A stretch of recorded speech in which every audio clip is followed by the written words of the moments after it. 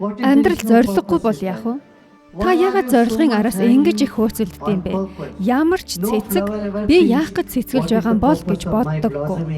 Шовууд зориг хайж жирэгдэггүй. Та зүгээр л байж чадахгүй юу? Та яагаад хөл бөмбөг тоглодог вэ? Хожих гэж л тоглож байгаа бол хүүхдүүдтэй л тоглол. Гол оруулах л зоригтой юм бол зүгээр л өшөглөөд зогсоод байж болно. Тоглох хэрэг юу вэ? Тоглоом өөрөө зориг.